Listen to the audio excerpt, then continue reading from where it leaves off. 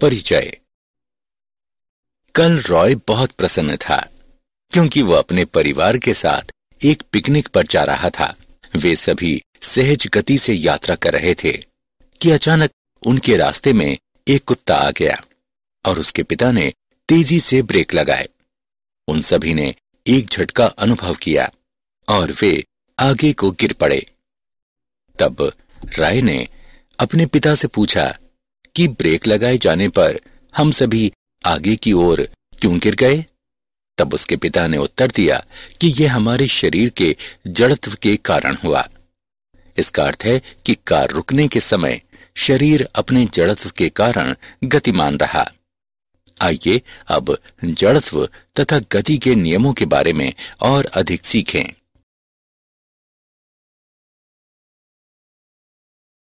उद्देश्य। इस पाठ के अंत में आप निम्न करने में सक्षम हो जाएंगे: अरस्तु की भ्रामकता को समझना, जड़त्व के नियम को परिभाषित करना, न्यूटन के गतियों के नियम को परिभाषित करना, आवेग को परिभाषित करना, संवेग संरक्षण के नियम को समझना, किसी कण की साम्यावस्था की गणना करना, यांत्रिकी में सामान्य बलों को समझना, वर्तुल यानी वृत्तीय गति को परिभाषित करना और यांत्रिकी में समस्याओं को हल करना। अरस्तु की भ्रामकता। यूनानी विचारक अरस्तु के अनुसार किसी वस्तु को गतिमान बनाए रखने के लिए एक बाह्य बल आवश्यक होता है। एक खिलौना गाड़ी विराम अवस्था में है।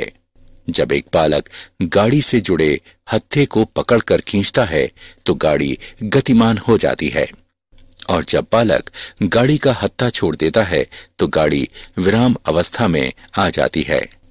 अब अरस्तु के अनुसार गाड़ी इसलिए विराम अवस्था में आ जाती है क्योंकि इस पर कोई बाह्य बल नहीं लग रहा है, लेकिन वास्तव में गाड़ी इसलिए विराम अवस्था में आ जाती है क्योंकि पृष्ठ से लगने वाला घर्षण बल गाड़ी की गति का प्रतिरोध करता है। जड़त्व का नियम।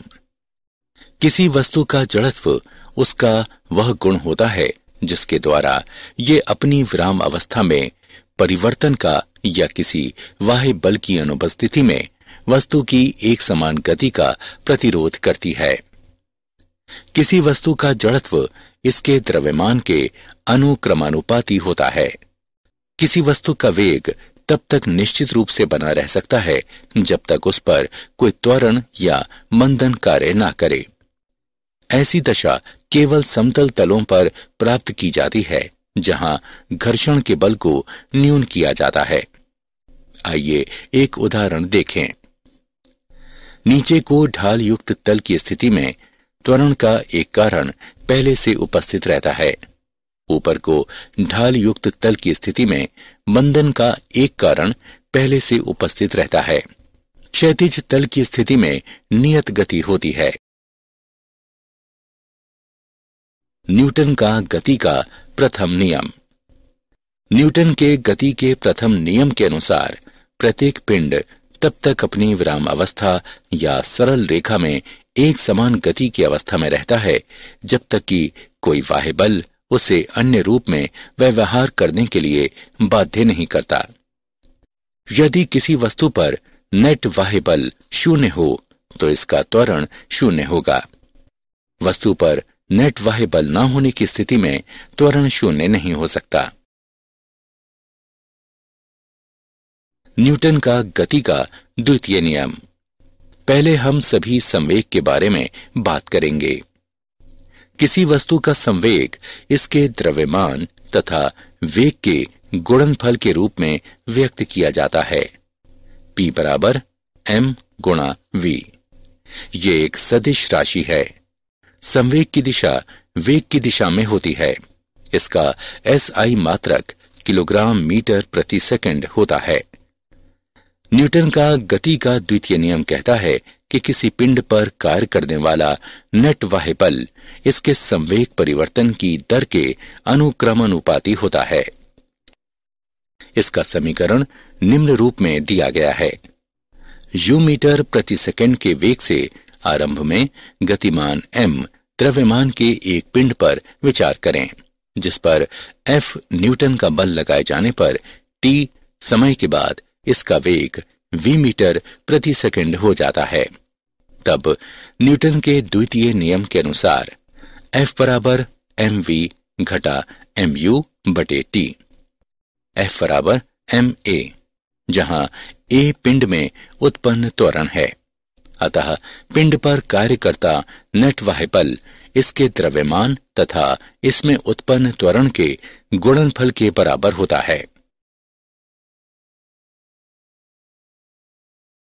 उदाहरण, आइए न्यूटन के गति के द्वितीय नियम का एक उदाहरण देखें।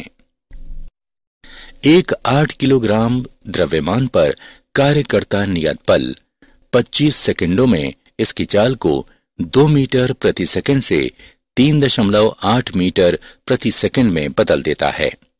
यदि पिंड की गति की दिशा अपरिवर्तित रहे तो बल के परिमाण एवं दिशा की गणना करें। आइए इसका हल देखें। दिए गए मान हैं m बराबर 8 किलोग्राम, u बराबर 2 मीटर प्रति सेकंड, v बराबर 3.8 मीटर प्रति सेकंड, t बराबर 25 सेकंड, f बराबर ma बराबर m v घटा u बटे t बराबर 8 3.8 घटा 2 बटे 25। बल बराबर 0.58 न्यूटन। क्योंकि गति की दिशा में परिवर्तन नहीं हुआ है बल्कि वेग का परिमाण बढ़ा है, इसलिए बल गति की दिशा में ही कार्यरत होगा। आवेग। आवेग को किसी पिंड पर एक अल्प समय काल के लिए कार्य करने वाले बल के प्रभाव के रूप में परिभाषित किया जाता है। आवेग बल तथा समय अंतराल के गुणनफल के बराबर होता है। I बराबर F गुणा T। यदि पिंड का संवेग T समय में P1 से P2 परिवर्तित होता है तो न्यूटन के गति के द्वितीय नियम के अनुसार F बराबर P2 घटा P1 बटे T। आवेग I बराबर P2 घटा P1 बटे T गुणे T। I बराबर P2 घटा P1। I बराबर डेल्टा P। आवेग पिंड के संवेग में परिवर्तन के भी बराबर होता है। यह एक सदिश राशि है तथा इसकी दिशा संवेग में परिवर्तन के समान होती है। न्यूटन का गति का तृतीय नियम। न्यूटन के गति के तृतीय नियम के अनुसार प्रत्येक क्रिया की सदैव समान एवं विपरीत प्रतिक्रिया होती है। क्रिया और प्रतिक्रिया का परिमाण समान होता है, दिशाएं विपरीत होती हैं और वे भिन्न पिंडों पर कार्य करती हैं। पतवार की सहायता से एक नाव खेता व्यक्ति भूमि पर उछलती गेंद न्यूटन की गति के तृतीय नियम के उदाहरण हैं। पिंडों A और B के एक युग्म पर विचार करें, तब FAB बराबर घटा FBA। दोनों पिंडों के बीच अंतर क्रिया में संलग्न दो बलों में से एक क्रिया बल कहा जा सकता है, दूसरे बल को प्रतिक्रिया बल कहा जा सकता है। संवेग का संरक्षण। वियुक्त निकाय। किसी निकाय को वियुक्त कहा जाता है यदि निकाय व परिवेश के बीच द्रव्यमान तथा ऊर्जा का कोई विनिमय नहीं हो। संवेग संरक्षण के अनुसार किसी बाह्य बल की अनुपस्थिति में किसी वियुक्त निकाय का कुल रैखिक संवेग समान या संरक्षित बना रहता है। न्यूटन के गति के द्वितीय नियम के उपयोग द्वारा व्याख्या। जहां कोई बाह्य बल नहीं है, F बराबर 0, तो dP बटे dt बराबर 0। P बराबर स्थिरांक, mv बराबर स्थिरांक, m1v1 बराबर m2v2। न्यूटन के गति के तृतीय नियम के उपयोग द्वारा व्याख्या। M1 तथा M2 द्रव्यमानों के दो कणों से बने एक वियुक्त निकाय पर विचार करें। निकाय का कुल द्रव्यमान है M बराबर M1 जमा M2। माना कि निकाय पर एक बल F प्रयुक्त किया गया है, जिसके कारण M1 और M2 पर क्रमशः F1 और F2 कार्य करते हैं। यदि वियुक्त निकाय पर कार्य करने वाला कोई बाह्य बल नहीं है, F बराबर 0, d बटे dt, P बराबर 0, P बराबर स्थिरांक अतः रैखिक संवेग के संरक्षण का नियम सिद्ध होता है। किसी कण की साम्यावस्था। जब किसी पिंड जिस पर बल कार्य करता है उसकी विरामावस्था या एक समान गति की अवस्था में कोई परिवर्तन नहीं होता है तो वो पिंड साम्यावस्था में कहलाता है। संगामी बल वे बल होते हैं जिनकी क्रिया रेखाएं एक सार्वनिष्ठ बिंदु पर प्रतिच्छेद करती हैं। आकृति में 4 संगामी बल F1, F2, F3 तथा F4 दर्शाए गए हैं, जिनकी क्रिया रेखाएं O पर प्रतिच्छेद करती हैं। साम्यावस्था में कोई पिंड विरामावस्था में भी हो सकता है और नहीं भी हो सकता है। संगामी बलों की क्रिया के अंतर्गत किसी पिंड के साम्यावस्था में होने के लिए अनिवार्य शर्त यह है कि कार्य करने वाले सभी बलों का सदिश योग 0 होना चाहिए। लेमी का नियम। यदि किसी पिंड पर कार्यरत 3 संगामी बल इसे साम्यावस्था में रखते हैं तो प्रत्येक बल अन्य 2 बलों के बीच के कोण की ज्या के समानुपाती होता है। माना कि F1, F2 तथा F3 साम्यावस्था में 3 संगामी बल हैं, तब लेमी के नियम के अनुसार F1 बटे साइन अल्फा बराबर F2 बटे साइन बीटा बराबर F3 बटे साइन गामा। यांत्रिकी में सामान्य बल। यांत्रिकी में हमारा सामना अनेक प्रकार के बलों से होता है। यांत्रिकी में मुख्य संपर्क बल घर्षण कहलाता है। घर्षण, इसे एक विरोधी बल के रूप में परिभाषित किया जाता है जो संपर्क वाले 2 पृष्ठों के बीच तब उत्पन्न होता है जब एक पिंड अन्य पिंड के पृष्ठ पर सरकती या लुढ़कती है या ऐसा करने के लिए प्रवृत्त होती है। ये दोनों पिंडों के संपर्क पृष्ठों पर स्पर्श रेखीय कार्य करता है तथा न्यूटन के गति के तृतीय नियम का पालन करता है। सीमित घर्षण। संपर्क में 2 पिंडों के बीच घर्षण का बल जब एक पिंड अन्य पिंड के पृष्ठ पर सरकना शुरू करने की स्थिति में होता है। स्थैतिक घर्षण। संपर्क में 2 पिंडों के बीच घर्षण का बल जो उससे पूर्व होता है जब वास्तव में कोई पिंड किसी अन्य पिंड के पृष्ठ पर चलना शुरू करता है। गतिज घर्षण। संपर्क में 2 पिंडों के बीच घर्षण का बल जब एक पिंड अन्य पिंड के पृष्ठ पर गतिमान होता है। लोटनी घर्षण। इसे ऐसे घर्षण के रूप में परिभाषित किया जाता है जो तब उपस्थित होता है जब पिंड जैसे कि वलय, चकती, गोला या बेलन अन्य पिंड के पृष्ठ पर लुढ़कते हैं या ऐसा करने को प्रवृत्त होते हैं। लोटनी घर्षण सर्पी घर्षण से कम होता है। घर्षण एक अनिवार्य बुराई है। घर्षण सदैव गति का विरोध करता है और घर्षण से छुटकारा पाने के लिए ऊर्जा व्यय होती है, लेकिन साथ ही ये अनिवार्य भी है क्योंकि ये हमें चलने, वस्तुओं को चलाने तथा शक्ति का प्रेषण करने में सहायता प्रदान करता है। घर्षण कम करने के उपाय। 2 संपर्क पृष्ठों के बीच घर्षण गुणांक का मान कम करते हुए घर्षण को घटाया जा सकता है। इसे निम्नांकित तरीकों से किया जा सकता है: पॉलिश करके, ल्यूब्रिकेंट्स के उपयोग द्वारा चिकना करके, सर्पी को लोटनी में परिवर्तित करके। वृत्तीय या वर्तुल गति। जब कोई पिंड किसी वृत्ताकार पथ पर चलता है तो इसकी गति वृत्तीय गति कहलाती है, और यदि कोई पिंड किसी वृत्तीय पथ पर नियतांक चाल से घूमता है तो इसकी गति एक समान वृत्तीय गति कहलाती है। पिंड पर बल निम्न रूप में व्यक्त है।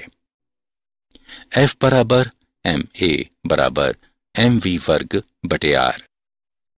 यह सदैव वृत्तीय पथ के केंद्र की ओर निर्दिष्ट होता है, इसलिए इसे अभिकेंद्र बल कहा जाता है। क्षैतिजिक वृत्तीय गति के कुछ उदाहरण निम्नवत हैं। किसी समतल सड़क पर वृत्तीय मोड़ लेने वाला वाहन।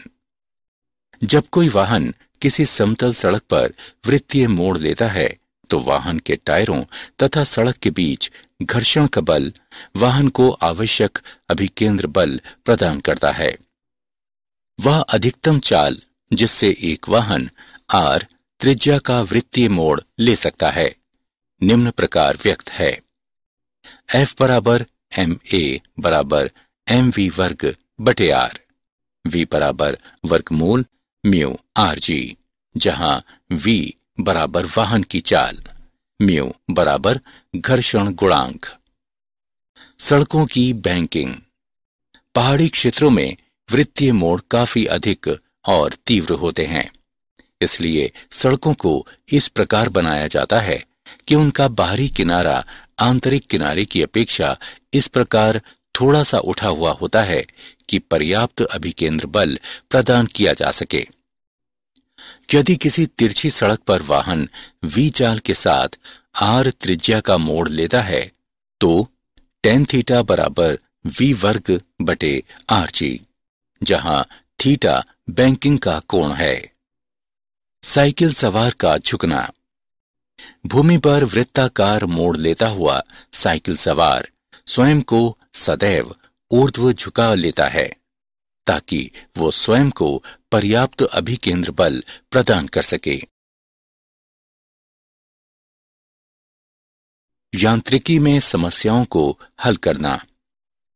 यांत्रिकी में सामान्य समस्या को हल करने के लिए हमें निम्न चरणों का उपयोग करना चाहिए। चरण 1, एक आरेख बनाएं। चरण 2, संयोजन के किसी सुविधाजनक भाग को निकाय के रूप में चुनें। चरण 3, एक पृथक आरेख खींचें जो निकाय तथा पिंडों के संयोजन के शेष भागों द्वारा निकाय पर आरोपित सभी बलों को सम्मिलित करके दर्शाता हो। चरण 4, इस आरेख में बलों के बारे में वही सूचनाएं सम्मिलित करें जो या तो आपको दी गई हों या जिनके बारे में आप निश्चित हों। चरण 5, यदि आवश्यक हो तो संयोजन से किसी अन्य निकाय के लिए भी यही विधि अपनाएं। क्या आप जानते हैं सर आइजक न्यूटन का जन्म 1642 में हुआ। उसी वर्ष गैलीलियो की मृत्यु हुई थी। उनका जन्म एक निर्धन कृषक परिवार में हुआ। वे 1661 में कैम्ब्रिज विश्वविद्यालय में अध्ययन के लिए भेजे गए। 1665 में न्यूटन ने सेब गिरने की घटना का अवलोकन किया। इस सरल घटना ने न्यूटन को गुरुत्व का संबंध चंद्रमा को उसकी कक्षा में रखने वाले बल से जोड़ने की संभावना की खोजबीन के लिए प्रेरित किया। इससे अंततः उन्होंने गुरुत्व के सार्वत्रिक नियम का प्रतिपादन किया। एक डाइन बल वह बल होता है जो 1 ग्राम द्रव्यमान के पिंड में 1 सेंटीमीटर प्रति सेकंड वर्ग का त्वरण उत्पन्न करता है। बल का 1 ग्राम भार वो बल होता है जिससे 1 ग्राम द्रव्यमान का कोई पिंड पृथ्वी के केंद्र की ओर आकर्षित होता है। बल समय ग्राफ का क्षेत्र किसी दिए गए समय में दिए गए बल के आवेग का परिमाण प्रदान करता है। सारांश। आइए हमने जो कुछ सीखा है उसे संक्षेप में दोहराएं। गुरुत्व एक प्राकृतिक परिघटना है जो भौतिक पिंडों को उनके द्रव्यमानों के समानुपाती बल से आकर्षित करती है। किसी पिंड का जड़त्व इसका वो गुण होता है जिसके द्वारा ये बाह्य बल की अनुपस्थिति में पिंड की विरामावस्था या एक समान गति की अवस्था में परिवर्तन का विरोध करता है। न्यूटन के गति के प्रथम नियम के अनुसार हर चीज निरंतर अपनी विरामावस्था या एक सीधी रेखा में एक समान गति की अवस्था में रहेगी यदि इस पर कार्य करने वाला कोई बाह्य बल आरोपित न किया जाए। न्यूटन के गति के द्वितीय नियम के अनुसार किसी पिंड पर कार्य करने वाला नेट बाह्य बल इसके संवेग में परिवर्तन की दर के अनुक्रमानुपाती होता है। आवेग को किसी पिंड पर बल के प्रभाव के रूप में परिभाषित किया जाता है जो इस पर अल्प समय अंतराल के लिए कार्य करता है। न्यूटन के गति के तीसरे नियम के अनुसार प्रत्येक क्रिया की सदैव समान व विपरीत दिशा में प्रतिक्रिया होती है। संवेग संरक्षण के नियम के अनुसार किसी बाह्य बल की अनुपस्थिति में किसी पृथक्कृत निकाय का कुल रैखिक संवेग समान या संरक्षित बना रहता है। जब किसी पिंड की विरामावस्था या एक समान गति की अवस्था में कोई परिवर्तन नहीं होता जिस पर कि बल कार्य करते हैं तो वो पिंड साम्यावस्था में कहलाता है।